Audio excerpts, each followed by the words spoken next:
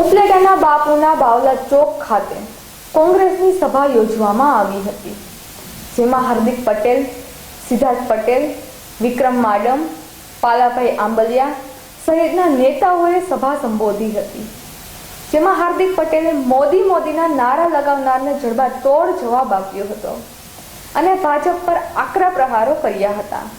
અહેવાલ કાનભાઈ સુવા, ઉપલેટા। આજકાલ જમાનો બદલાઈ ગયો છે। કોઈને સવાલ કરવો એ સૌથી મોટો ગુનો કહેવાય છે, અને એટલા માટે ગઈકાલની 500 લોકોની ગુજરાત રાજ્યના મુખ્યમંત્રીની સભા અને એક ભાવિ સાંસદ સભ્યની સભામાં પધારેલા સૌથી મોટી સંખ્યામાં લોકો એ સાબિત કરે છે કે હવે સરકારને સવાલ કરાશે। જમાનો ગજબનો બદલાયો છે। તમે એવું પૂછો સરકારને કે 15 લાખ રૂપિયા ખાતામાં ક્યારે આવશે, તો એ કહીશે મોદી મોદી મોદી। તમે કહીશો કે ટેકાના ભાવ ક્યારે આપશો, તો કહીશે મોદી મોદી મોદી। જો તમે કહીશો કે અમારે 24 કલાક સિંચાઈ માટે પાણીની જરૂર છે, તો કહીશે મોદી મોદી મોદી।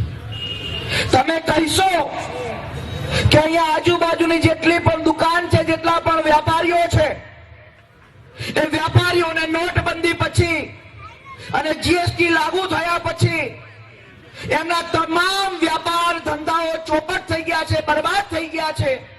જો આવો સવાલ કરશો તો પણ કહીશે મોદી મોદી મોદી। અને આ હિંમત આ ઉપલેટાના ઐતિહાસિક ચોકની અંદર એક બે માણસ આવીને લાખો ને હજારો લોકોના મુદ્દાઓના ઉપર પાણી ફેરવવાનું કામ કરે।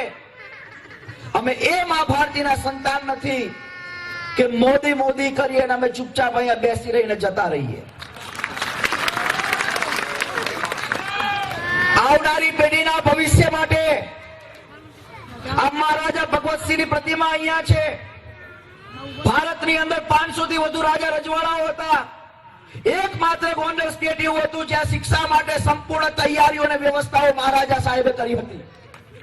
અને ઐતિહાસિક ગ્રાઉન્ડની અંદર જ્યાં શિક્ષા, માં સરસ્વતીની શિક્ષા, વિદ્યા, ખેડૂતોના અભિમાનને, સ્વાભિમાનને ટકાવી રાખવા માટે, એ જ ખેડૂતના દીકરાને સરકારી નોકરી સારી જગ્યાએ મળે એના યોજના માટે, અને સારો ખેડૂતનો દીકરો આ ધોરાજીની ઉપલેટાની ધરતી ઉપરથી નીકળીને પોરબંદરનો સાંસદ બનીને દિલ્હીમાં જઈને તમારો અવાજ ઉઠાવે, એવા લોકોને રોકવા માટે મોદી મોદી કરનારા લોકોથી અમે લોકો ડરતા નથી।